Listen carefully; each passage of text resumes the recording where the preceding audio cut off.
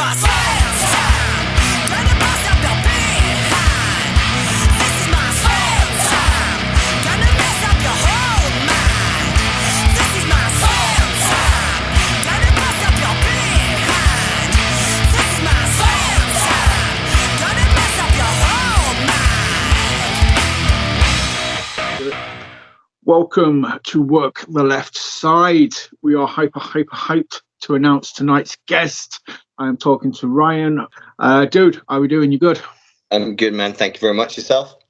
Yeah, man, I'm all good. 5 by 5. Too blessed to be stressed. So, I'm stressed, bro. It is what it is. well, yeah, mate, you're going to be stressed when you've got like a bloody show, happening in 9 days or something crazy like that. So, something like that, yeah. And it's a debut show. I mean, any show is bad enough, but when you're doing a debut show, you're kind of setting the foundations. First of all, though, I want to say when you guys announced the location, the Carriageworks, mate, it's a beautiful venue. I've been there a few times to see like shows. Yes. Our lass loves the theatre, so we went to go watch Rent there a couple of years ago. So yeah, boss choice, mate. Absolutely awesome. It is an awesome venue. Unfortunately, actually, it wasn't the first choice. It was just the fact that venues in Leeds just did not want pro wrestling. It almost gave that extra level of respect to the guys who currently run shows locally, because, man, was it a bollock to get a venue. Some places just completely shut us down, like phone calls, emails, no responses. We had some venues who were just like, nah, we've had pro wrestling before, not had good experience, which really sucked to hear. So they were just not willing to take the chance again. And then it just so happened that I've got a theatre background and I performed at Carriageworks like years and years and years ago. And I remember it being such a good venue, and I was like, well, maybe it's worth a shot. And it just so happened that the venue director who we spoke to and I met with, she had been at Sheffield WWE with her kids when I was there as well. So it was like, she also had an understanding of what it was and what we're trying to do. So that was like, made everything so much easier for us. Oh, that's awesome. So hopefully, it all aligned. It was meant to be then, you got all them no's to then get this awesome venue. It sounds like the person obviously is on the same sort of wavelength. They know what the crack is. They know what you're trying to do. So I think the whole get up, it's got to be unique, man. When obviously Jeeves is going to be there, once those reels go out and people see it, they're going to visually, it's going to be like, oh shit, this is something, either you're going to be on the floor or you're going to be like high up on the balcony sides and looking down. Yeah. So like the beautiful thing about the venue is it doesn't matter where you sit. You're going to see everything. It's like everywhere's such a good view. It's all tiered seating. You're not going to be stuck with somebody's head, that constant peeking behind trying to see what's going on. And I think we put like a little preview out to some of the talent and some of the wrestlers we know and stuff. And the feedback we got was exactly what we were looking for with the kind of venue. Was we wanted that like 90s era Raw vibes when they used to hold it in the theatre. And we were like, that's what we just want to try and get. And people like immediately were like, we see it. So that was like a big tick for us with what we were trying to get. Amazing. Literally sort of excited to see, inside when it's all done with the production and everything like that. Yeah. But that's not just, you guys, I'm obviously sort of saying, this is your debut show, but, anybody who follows you on socials, will have seen several matches, happening out and about in Armling, I believe, somewhere, some secret location. Man, we had like Tim Strange and Alton, Keg Stacker and B.A. Rose. We've had people fighting, in the streets. Those were crazy. That kind of came about. So obviously, when we finally got the Carriageworks, we were like, sick, we've got an incredible venue to run shows in. But obviously, with the venue type it is, it's obviously very busy. So like trying to get an earlier date for the year was a bit crazy. So it was like May in our head was like, that's enough time to put on what we're essentially doing is the biggest show. Like Anarchy's pretty big, but we're taking Eruption to that kind of next level. And we were like, so we're going to do that in May. That gives us plenty of planning time, plenty of organization time. We're like, we can't really just keep posting a poster for like 4 months going, this is coming. So we're like, we need something that we can put out and show people kind of like what we're about. And obviously I grew up with the Attitude Era of WWF, was a huge fan of the 24/7 Hardcore championship that went on. We actually had me and my brother had like I think it was like an old tag team belt that we took my dad's hammer to and smashed that up. And we must have spent 2-3 years just, you know, you'd be sleeping in bed and next thing you know, it'd be like, boom, and someone would start, and you would just start counting and you'd be like, yeah, I'm the champ. And we had this thing where it was just, it didn't matter where we were. If someone had the belt, we could challenge each other for it. And we had some crazy like wars with it and stuff. So like loving that kind of era and that stuff, I was like, whoa, what about like a kind of street brawl thing? And it just so happened that we had like the perfect location for it. And it just made sense to do. And luckily what we kind of envisioned for it came to life, because I was aware that it's something that could have flopped very easily, but it seems to be something people are quite keen on. Like we had loads of people getting in touch being like, how do we get tickets for this? But obviously it was a kind of closed filming thing, so we couldn't have ticketed it. Dude, I mean, to be fair though, as well, the people that you've used, like some of the best people I could imagine, you know, being involved in it. Obviously, Tim Strange, you know, Thorne, B.A. Rose is like the godfather of Uncle Deathmatch, I believe he's referred to in some places. Just, you know what I mean? It's B.A. Rose is like up here for me. He's like one of the best in the country kind of thing.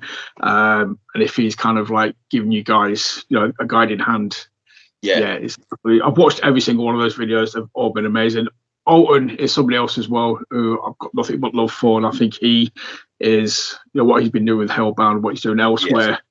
His promos are, I think a lot of people could learn something from watching it. It's like the promos, especially he's done for us, have just been like, if you watch his pre-match and post-match against him, the one he did the other day, after the accusations of jumping Tim, like they were just brilliant. And I can't give too much away because it's been announced tomorrow. If this goes out at the same time, it's going out tomorrow. God, I nearly said his name. Alton's new opponent for Anarchy, and his promo drops tomorrow, and that rivals Alton's kind of level. And I'm really looking forward to this match. But yeah, Alton's promos, he just absolutely kills. Like, you believe every word the guy says. Yeah. Oh, totally believable. You know, once he gets on, he's just turned on, and it's just like, yes. But you kind of find, you're emotionally attached straight away. You're invested, and you're just like, oh shit. It's just, that's craziness for me. Talking about the 24/7 ruling. I can't be the only person who just heard you say that, and then obviously having seen the poster, knows that Axel the Klown is kicking about, and I'm just imagining Axel like a little Crash Holly, you know, him just kind of getting the belt and then just fucking doing one. He's off, mate. He's off like a shot. I won't lie, we have toyed with the idea that at some point the NCW Hardcore title will be like a 24/7 thing, but in sections. So it's a case of maybe there's a show from morning of the show till night of the show. It could change hands at any moment. So that's something that we might bring in pretty soon. Nice. It'd be like, was it WrestleMania 17 or 18, where you had like 30 odd title changes throughout the WrestleMania kind of thing. Molly held it. Helm held it. Everybody kind of. It wasn't 17, obviously, because that was Raven, Big Show, and Kane in the triple threat. So it might be, it was 18 or 19, and it just ran throughout the Mania kind of thing. And it's just. I used to love the. Do you remember when they did like 12, 14, 15 man, like Rumbles almost for the belt, and it just constantly changed hands within the 20-minute time limit? And I was like, how do you keep track of that? Like, how do you keep track of who's now in charge of the belt? It's just, that's crazy. I mean, I remember seeing a show last year, and they did like a 5-man scramble 20-minute match for like a belt, and it was just crazy. Yeah, like every couple of minutes, the announcer was, "And your new champion is, and your new champion is." And it's like, fucking hell, what's going on? It was awesome, but I wouldn't want to watch it all the time because it's just, yeah. Yeah, I feel like it's hard to keep up with yourself as a fan. Yeah, no, definitely.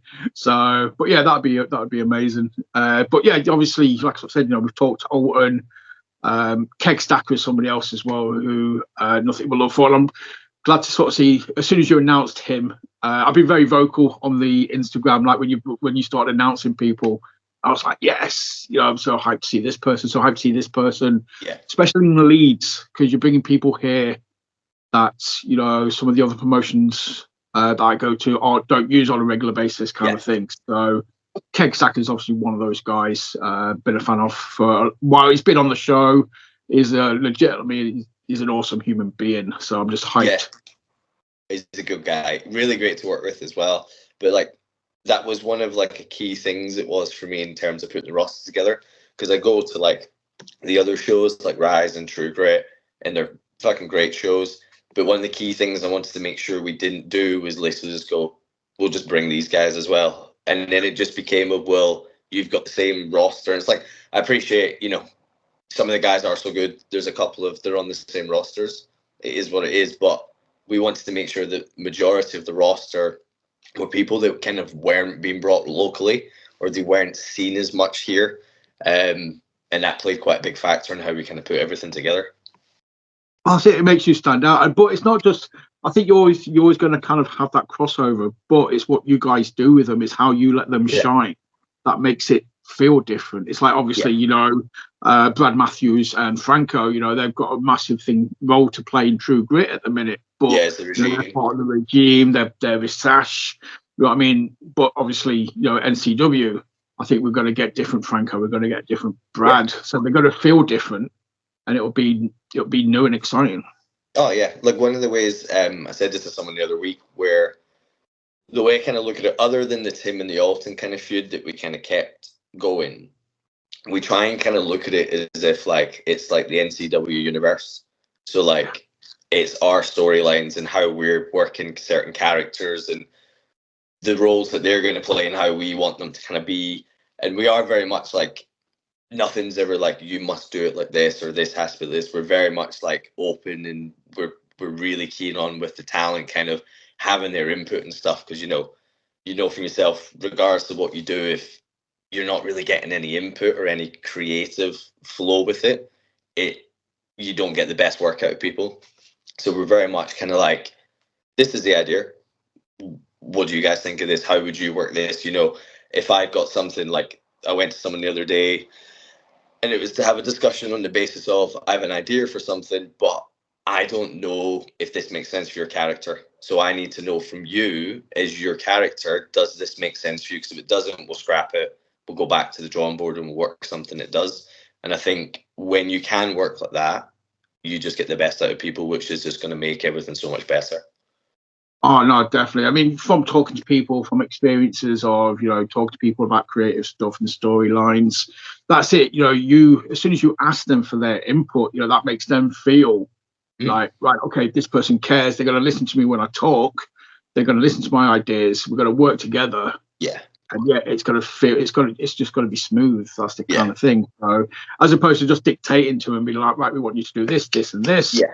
Which, in fairness, you would have every right to do. That's also what happens some places. Yeah. But I would imagine it's just nicer to be like, right, let's talk about it and let's come up with something together.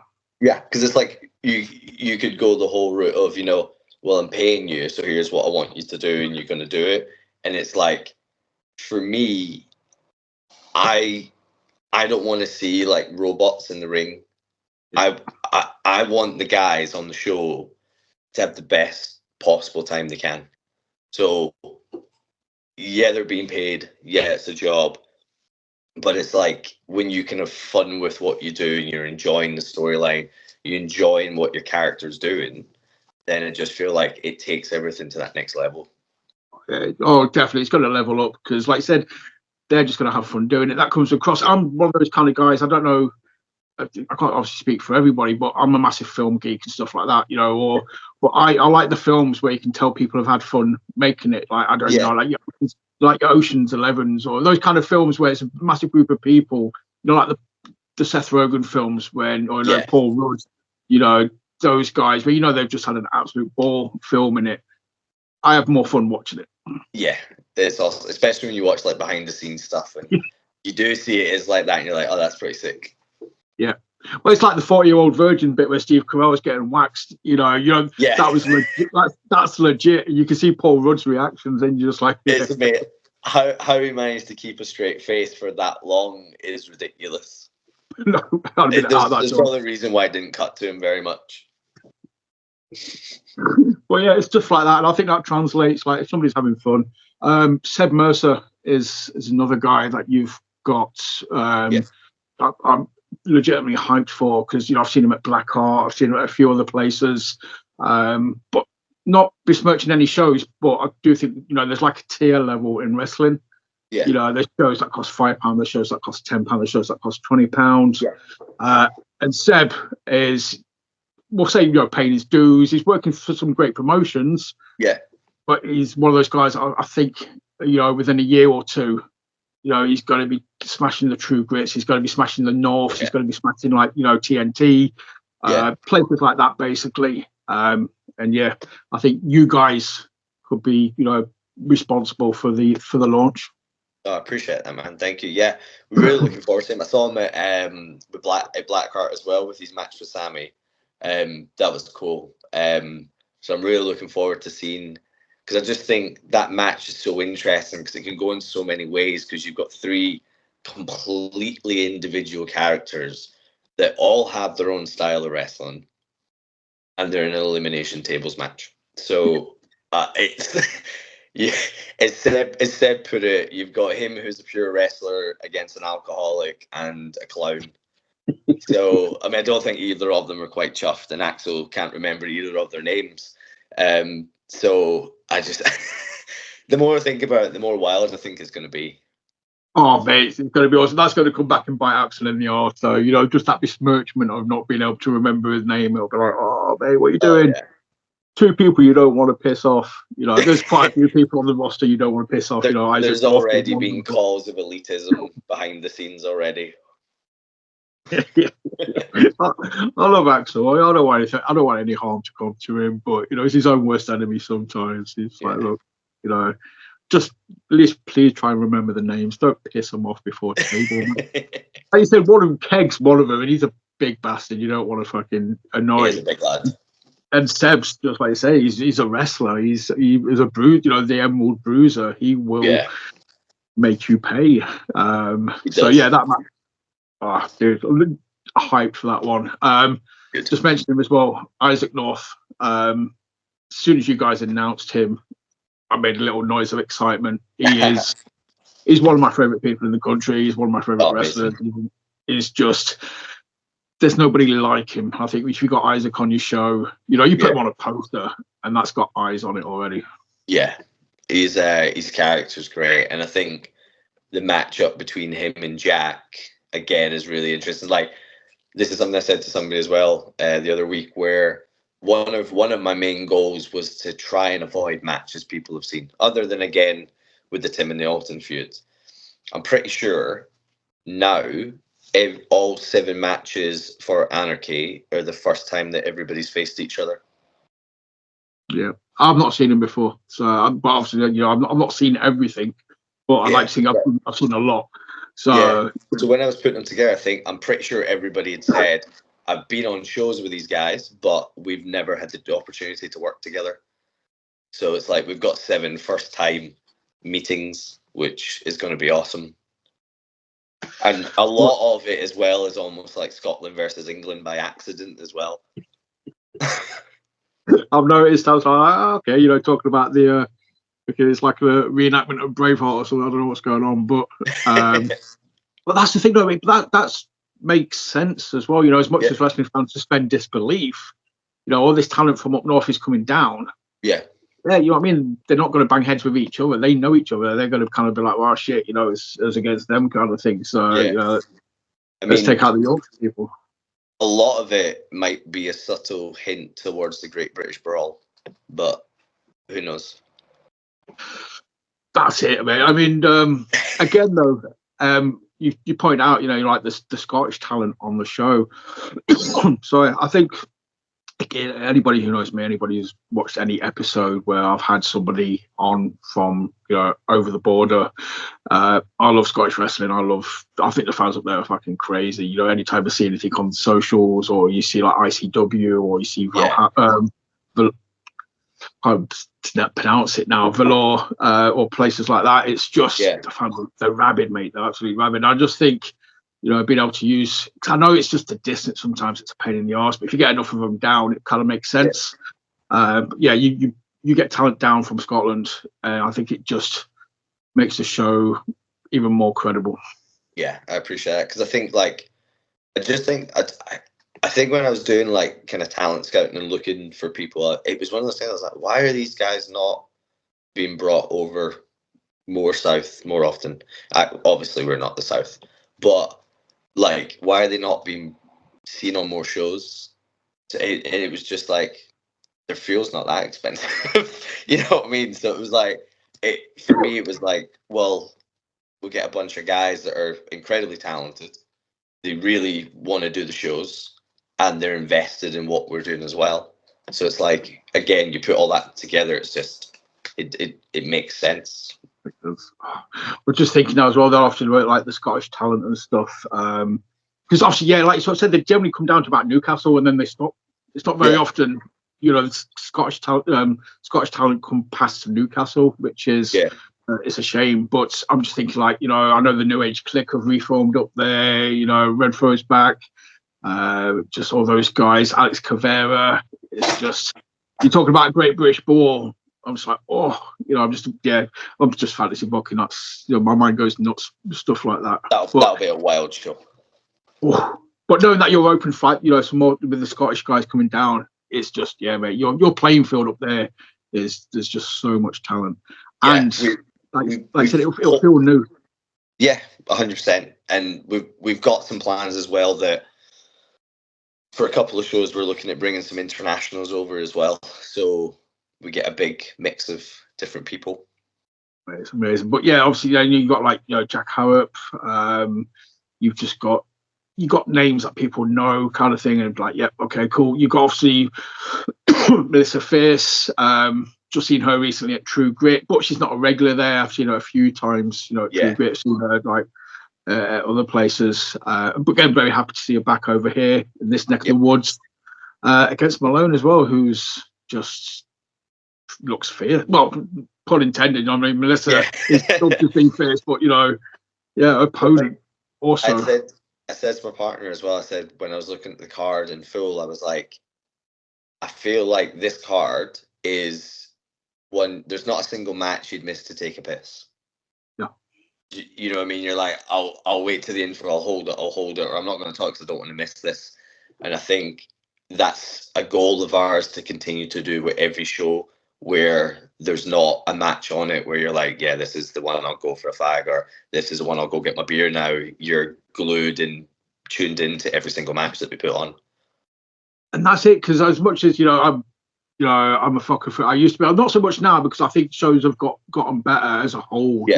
Majority of cards are very solid from start to finish, but like back in the day, I used to go watch like Tidal at the Unibar Stylus kind of thing, and there's a couple of people on those shows where I'd be like, right, that's my cue, I'm off for a smoke kind of thing. I'd go off for a smoke and then come back, and but not anymore, because like I say, it's just card solid. But I've always kind of thought if I was running a show, that would be in the back of my head, and I'd just be like, oh shit, I don't want, obviously, nobody wants to put one of those matches on. But it's in the back of your head where you're like, oh, fuck, is this going to be that match? So no, it can't be. It can't be. But it's one of those as well. It's like, I think as a fan, because I look at it as a fan and go, who do I want to watch? As selfish as it sounds, like obviously we're always open to like the fans saying, we'd want to see these guys together, or people send me recommendations for people to get on the roster all the time. We're always open to hearing, because I'm one person, I can't find everyone or see everything all the time. So, excuse me, always happy to get sent stuff in. But yeah, it was like looking at it as a fan and going, well, who do I want to see have a match, and what do I think is going to look awesome? Well, that's it. I mean, again, obviously I'm sat on this, and I kind of probably get a tenth of that by being like, who do I want to talk to? Who do I want to be on this show? Yeah. Who do I want to do episodes with, kind of thing. But that's nowhere even close to, like booking a show. But it's kind of like, you have to, again, it's like you're saying, mate, you're working with the talent. You want them to have fun. You want them to participate, feel that kind of, but even as the booker, though, you've got to want to work with them people as well, I'm sure. Kind of thing. For sure. It goes both ways. Yeah, it's like you think about it, if you were going to make a film and you had to hire 10 actors, if you thought, and I'm going to get shot for this, so probably loads of people think I'm talking about them and I'm not, but if you had to hire 10 actors and you got given a pool of 20 and you knew 10 of them, or you looked at 10 of them and thought, bit shite, you wouldn't hire them to work in your movie. You'd take the 10 that looked the best, that you thought did the best work. And I think that's how you have to do it. Yeah, no, I agree. It is what you feel comfortable doing as well. Because at the end of the day, it's your product, it's your promotion. You need people that you can trust and you're happy to trust. And again, it's like various conversations I've had with people, when I'm talking to promoters, I've had them on the show. And one of the key things, I know it's very key at Tidal, is it's the locker room. It's the, how everybody gets on. It's the atmosphere. Yeah. You want somewhere where people look forward. This is your first show as well. You want to set that precedent of like, look, this is going to be a cool locker room, very cool people. You want to come and work for us, kind of thing. You want to step foot in this locker room because it's going to be fucking awesome. Yeah, 100%. Couldn't agree more. So, I was going to say something else and my brain just shut off. I was like, but yeah, no, going back to that, it was like, that definitely helped with the initial signings on the roster. Was kind of a lot of it was based on people's reputation. And then kind of like once I started to work with a couple of guys, I kind of had like people who had been around a lot longer than I have. Obviously, they knew a lot more. They kind of recommended guys that were like, I've worked with this person loads of times, in the early days of like setting up NCW. If we had an interest, we would go to like the initial signings on the roster and be like, have you worked with these guys before? Because that's how you get the best feedback is like, well, you've worked with this person, you've done shows with this, what they like, how much effort do they put in, are they a team player, or do they kind of turn up and think that they run the show and that the show is all about them? Because at the end of the day, egos are people's biggest downfall. And I think regardless of what people say, we all have them. We all get them bruised and stuff from time to time.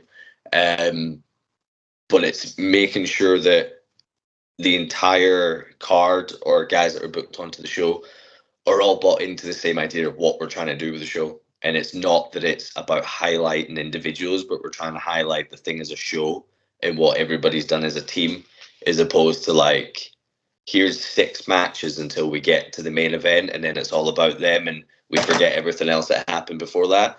It's like, it's one big team effort. And I think if people aren't bought into it, or you've got people who think they're above the collective, then it's never going to work. And we've always said that, we'll always kind of be very foot down with that we don't want to have any of that kind of diva kind of, I'm above the collective and the team of what we're trying to achieve as a group, as opposed just to shine someone's ego, basically. So don't turn up and just ask for blue Smarties. You're getting all the Smarties. But no, I totally get that. So I said it's weird though, because you mentioned like you got into wrestling, back in like the Attitude Era kind of thing, and I don't know obviously how often you go back and rewatch some of that sort of stuff, or like the old. Oh man, I rewatched the 90s pay-per-views. I'll do it for certain episodes sometimes, kind of thing. And I was doing it with JC for 97. We were going through 97, and it's crazy when you go back and look at the old school pay-per-views. Like, literally, they're not a consistent card. They start off shit, and they slowly, gradually, kind of get better to the main event. But that's how it was booked, back in the day, kind of thing. Literally, you had do that with fight shows. They put the shit amateurs on first, and then they build all the way up to the big pros. It's quite like an old school way of doing it.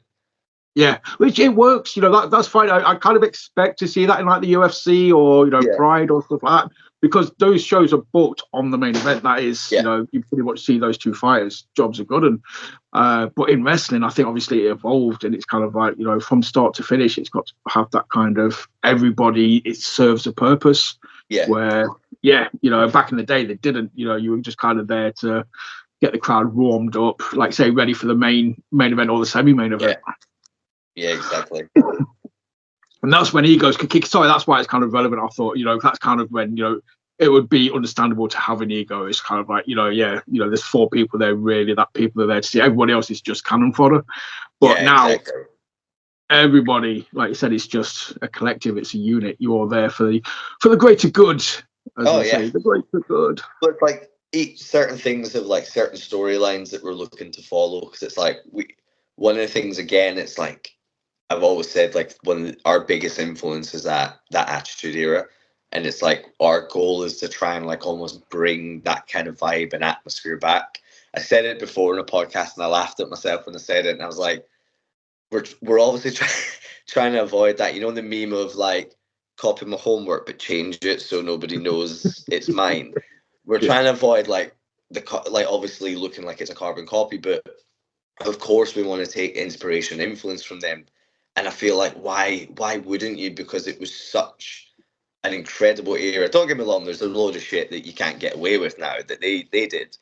But I feel like, and it's like when I look back at like what we're trying to do with all the cards, we used to get like The Rock versus Stone Cold versus Triple H as like a main event on Raw.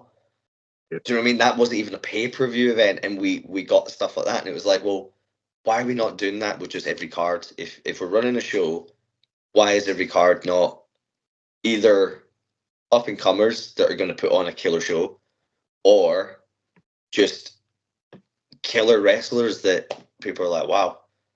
Yeah. So it was like we just constantly look at that for like reference and be like, how did they do it back then? What did you do? One of the things we're trying to really push, and whether watch it'll be like 4 people that'll show up, but we're really trying to push bringing back signs. So like bring signs to the show. The main thing we have is obviously don't be a div and be like holding your sign up through a whole match, but like on walkouts in between and after the match and stuff, like we're really big and like, please bring signs. We want to have that vibe again. Ooh, I like that. But yeah, like you sort of said, there's got to be that kind of like, you don't want to be that person sat behind somebody who's just constantly like that. Yeah. You are, but yeah, when they're coming out, sign up, then sign down. And up, sign down. But no, you spot on, mate. You're hitting the nail on the head. Why would you not kind of want to? Like I said, it doesn't have to be like for like. It doesn't have to be a carbon copy. It can be like sort of a homage, or you kind of you just taking bullet points from here and there, making it your own. But yeah, you kind of like the aura is there, the essence is there. Why wouldn't you? Oh, it's like with the roster as well. We kind of had like, if you put everybody up on a big page and on the roster, there's nobody that you kind of go, well, that's the same as that person, or this character is the same, or they've got the same gimmick. And it's like, I felt like when you looked at the old Raw and SmackDown rosters, it was like just solid character after character, and they all had more than just I'm a pro wrestler to them. And I feel like that's what most of our roster, if not everyone, kind of has to them, is they have that good character work, they have the promo ability, they have the wrestling ability, and they also have the ability to just get fans engaged in what they're doing. Yeah, that is key for me. I've been stood on this soapbox for like a few years now, kind of thing, where I love characters now. I love the fact that they're back. I've said it times. People probably, I'm not going to go over it again because people are just like, oh, for fuck's sake, he's going again. I'm so happy to see them back. Like I said, it's just, you get so much more emotionally invested, when there's a character there, you buy into what they're sort of saying, what they're doing, and it, for the talent as well, it means, they don't have to keep doing all the crazy stuff, to just get a reaction, because we're so much more invested in the character. They're working smart, little things mean more. And it's just like, yes, it's shout out as well to, when you announced Hack and Slash. I've been down since day one with Hack and Slash. They are That's literally like one of just so hyped when you guys, because they turned up at Tidal. They've just recently turned up at True Grit. Obviously they've been over at LWF. Yeah, they are my boys. I love anytime they get. I'm just like, I'm happy to have dance of joy kind of thing, and then I'm like, yes. So thank you for that, because as a fan, I look forward to seeing them. Awesome. We do have a very. They don't even know this yet, but I'm not going to give away details. But we do have a very interesting debut match for them. Ooh, I see, because that's it as well. Obviously, majority of the first show, obviously, it's all very sort of like, say, you got singles, you got the women's, you got the triple threat. Obviously, I know the thing is with tag teams, it's kind of like it takes a spot up on the card. But for me, I'm a massive mark for tag team wrestling. I love tag team wrestling. I'm always put, I'll speak to any promoter. I'm like, if I ever did it, I would have to be like, look, I'm a tag team division is key for me, kind of thing. I would make that like one of my priorities. Just because I think it would stand out. It's a little bit different. There's not. Every promotion that I go to, they have great tag team matches, but I don't. The tag team division doesn't jump out at me straight away. Yeah. So our vacant NCW tag team titles will be on the line at Eruption. And then they will defend the Great British Brawl, which is going to be a crazy one. But we do have more tag teams to announce as well. Because I think we've only announced so far Hack and Slash, Legion of Pain down at Norfolk. They might be the only 2 tag teams we've announced. We have 6. Ooh. So that is a good number as well. So we've only announced 2, but we've got 6, so we've got four more tag teams to announce. Oh, dude, that's the thing as well. From all over as well. Just there's just so many good teams out there, kind of thing. It's ridiculous, just being able to. Just obviously we had Troy Ryan on the other day from Meat Wagon. That's a massive mark for those guys. But yeah, it's just. But yeah, I'm looking forward to seeing, like I say, Hack and Slash and seeing what you guys do with them, because I think Jay's awesome, Brandon's awesome as well. They've just got that really good dynamic, and I think they'll fit in really well with what you guys are doing. They kind of they fit the vibe. Yeah, man, for sure. But yeah, 6 tag teams then. So that's the thing. Obviously, you've got your first show, on the 21st. But it sounds, like you are very much forward thought, like, right, okay, we'll get this show done. We know what we want to do with this show. But we have, again, I can only imagine bullet points for ideas, for arcs, for where you want people to go, kind of thing, over the next 2 or 3 shows. Yeah, so it's like we have essentially from Anarchy up until the end of the year show Worlds Collide. So we've kind of got like a rough kind of idea what we're going to do, how things are going to move in from one thing to the next, and how we're going to link things together, as well as like more street brawl stuff. We're also looking at doing, I don't know if you saw the tournament we announced, which is an 8-man tournament, which is like a bracket.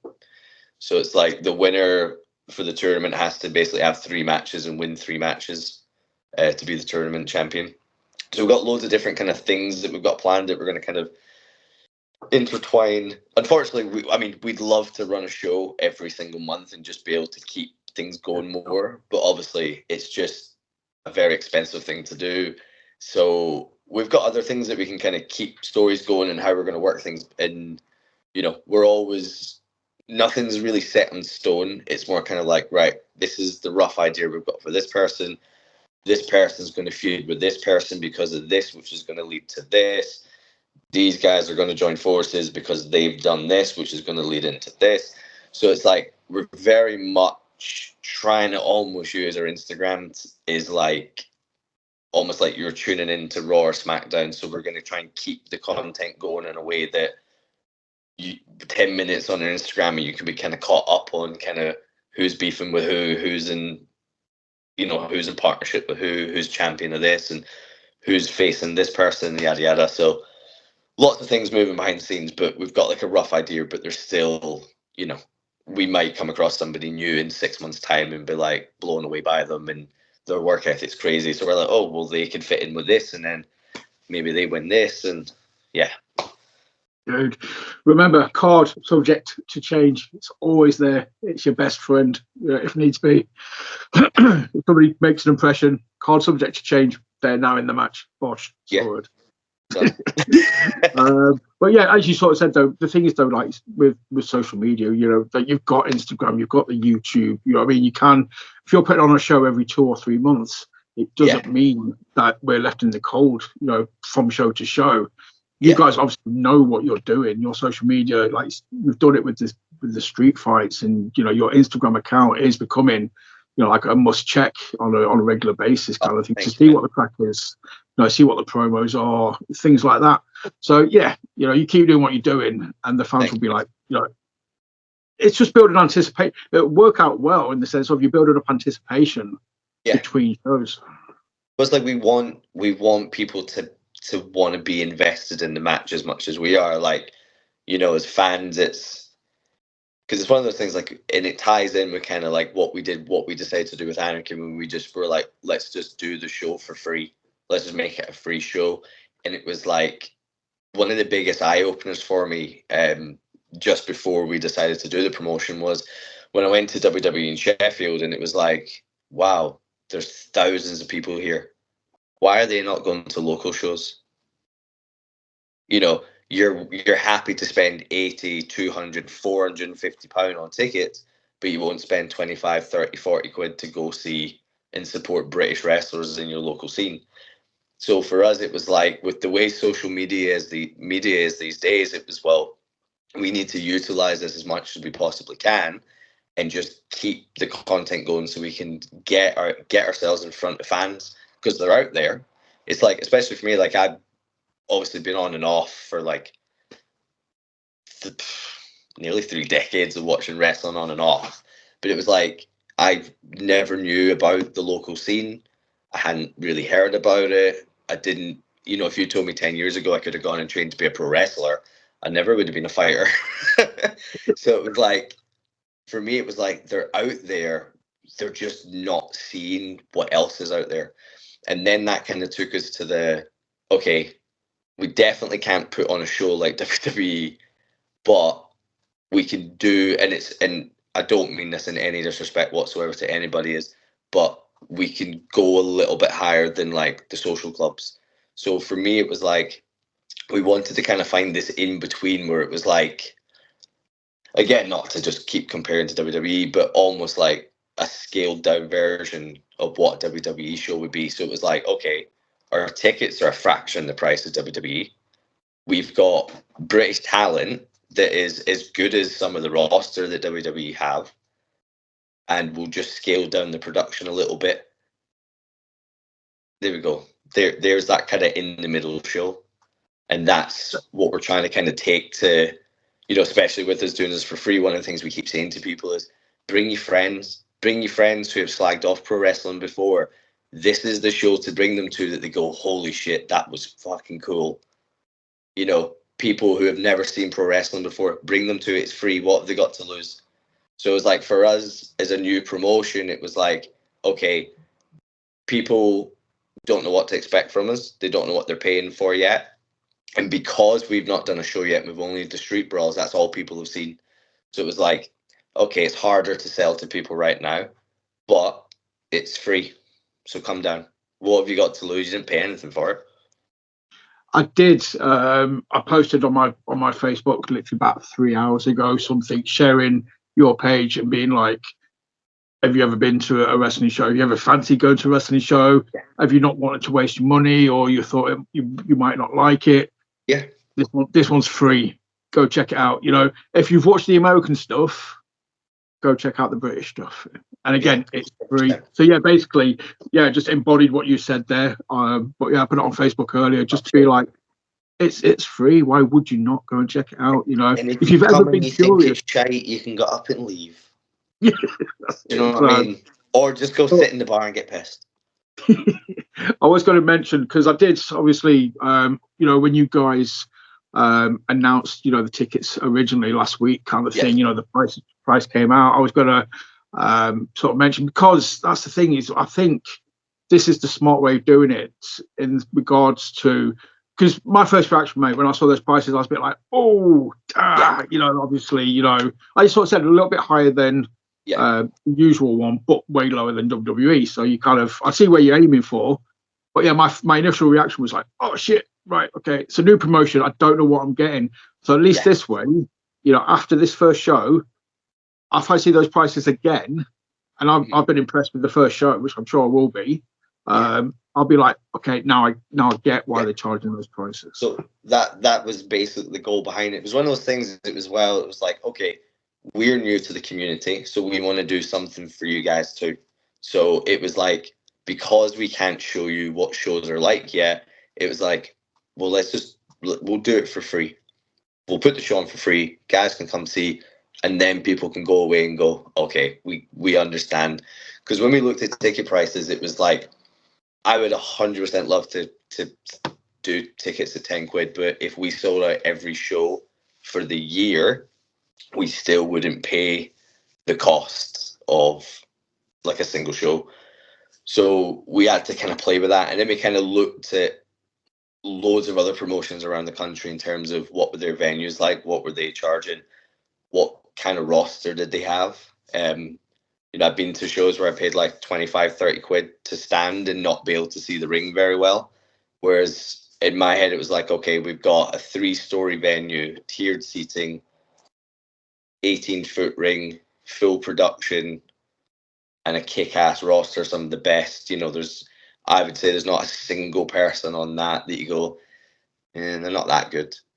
You kind of go, I want to see every match. So it was kind of like, we had to kind of weigh it up, and it was like, that was almost like the cheapest that we can go. But I genuinely feel that once people come and see what a show's like, and this, again, Anarchy's like a smaller version of what the other shows are going to be, just because we've had less time and kind of less resources to kind of get this one to the level, but it's still, it's going to be on another level to like what people have seen.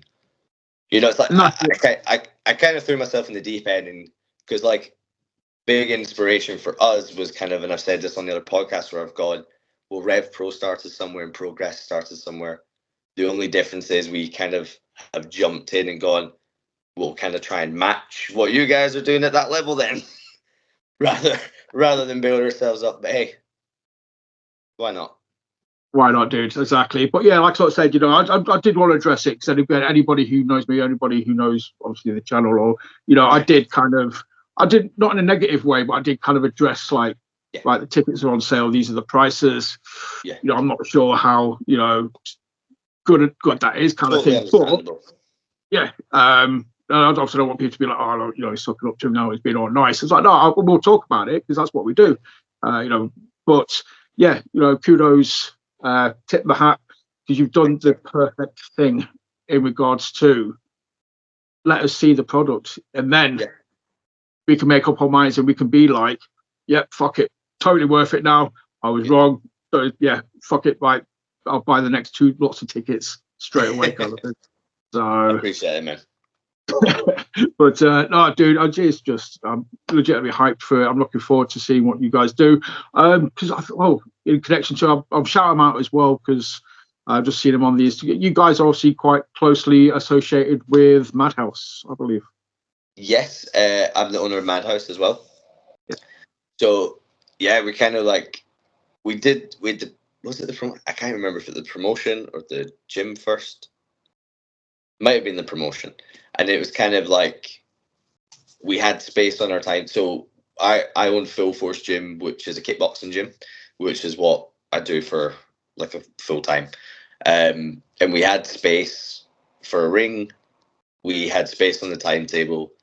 And I'd spoken to a few guys, and they were just like, there's nothing like your facilities that you would have on offer. So we were like, well, screw it, why not? Let's do it.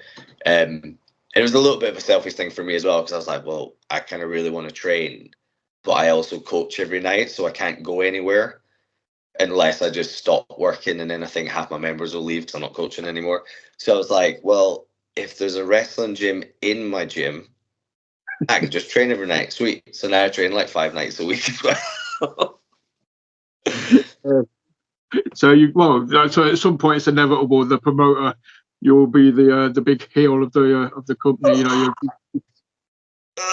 You know, I have actually said this to my partner. I was like, you know what? I was like, I don't think I can involve myself. I don't know why. I'm just like, I have said this. I said if I was going to wrestle, it would have to be separate promotion as my character, and it's completely separate from like NCW and running that. I don't know. Although I have had wrestlers tell me that promoters put belts on themselves because they know they're the reliable one. At least they're going to show up. That's the one. You're not going to no-show a show, are you? It's your show. But yeah, it's either going to be like, I don't know. I'm trying to think of a successful promoter doing it. Even like Vince McMahon fucked it up when he put the ECW belt on himself, kind of thing. So I'm like, I can't think of a great example. But obviously, but you don't want to. Vince, so you can kind of be like, hey, fucking Vince can do what he wants. To a certain extent, when I'm talking wrestling, can I just clarify that for any out of context? We're talking about Vince McMahon in terms of the creative wrestling mind, and not Vince McMahon first. But when he did storylines and had his feud with like Stone Cold and stuff, I don't know. I think it was just maybe it was because it was on TV. Like you had less of a chance of sitting down and having a beer with Vince McMahon in everyday life, and you just saw him on TV, so it was more believable. And I think Vince's character just being this massive egotistical maniac, he couldn't not put himself in it, so it made sense. My take. That's it. Yeah, that's it. That works. Like sort of said, he's the greatest heel. Austin wouldn't have been Austin without that counterpoint. So obviously, but I think ever since that, it was great, but it kind of ruined it as well because everybody's tried to replicate it ever since, kind of thing. Every show, every promoter has kind of tried to be the Mr. McMahon character in some way, shape, or form. Or it's just like, no, just give it up. Authority figures, as well, kind of thing, are very hit and miss. It's just like True Grit. I'll shout out True Grit. I'm not besmirching them in any way. They are smashing it at the minute. JC's boss. I love heel JC. He is one of the exceptions to the rule of don't book yourself, kind of thing. He's just don't book yourself.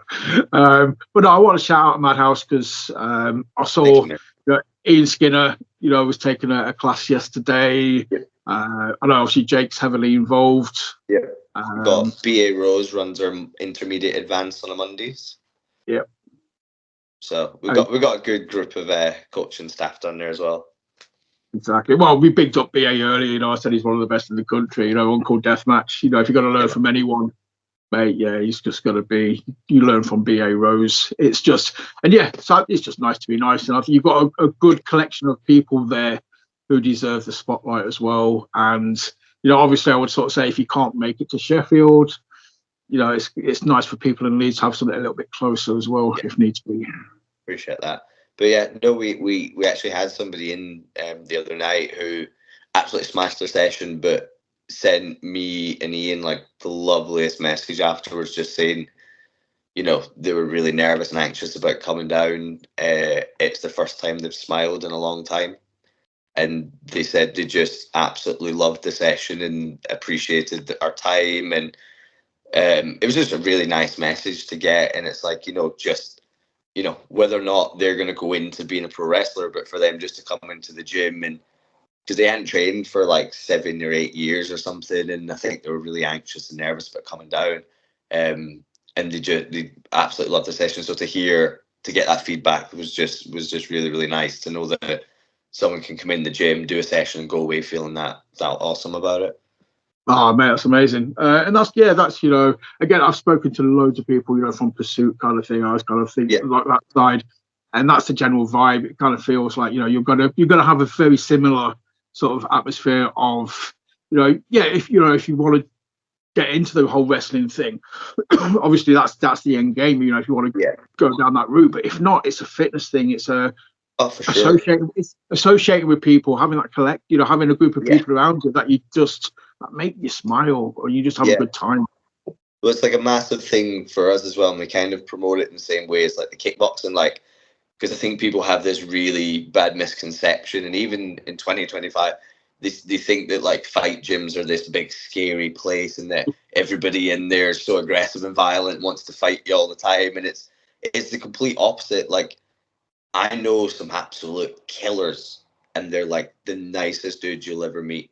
Like, they almost seem nerdy and soft, but they're the last person that I would ever recommend messing with. And it's like, I saw it meme ages ago and it always killed me. And it was like, what regular people are scared of. And it was these big, massive bodybuilders. And it said what people who are trained are scared of. And it showed you a couple of BJJ practitioners who they literally look like little praying mantises, like you could snap them in half. But if they got hold of you, it's lights out. And I think people have that misconception about like kickboxing gyms and stuff. They go, oh, it's really scary. But like 95% of our membership are people who they'll train 3-4 times a week, but they do it because they love kickboxing and they love the gym and the vibe and the atmosphere. And that was a big thing for me, was replicating that with Madhouse. You know, we have a very big policy at the gym, and I'm very outspoken about it, that being a dickhead isn't tolerated. So it's like, you know, we very quickly, and people like that don't last very long in gyms like ours. You know, it's very quickly stomped out. Not them, the behavior. It's the behavior, yeah. So I think it's rare to get people like that, and I think it's going to be similar with Madhouse. We're just trying to create that really good atmosphere and vibe where it's like you're just going to train with a bunch of friends, and everybody gets on, everybody has a good laugh, everybody's there to help each other and just take each other to the next level. Yes. I think I remember seeing a picture, you know, just Supersonic Sammy Blue at Madhouse the other day, I believe. Yep. He popped in Killing for a few it. training sessions.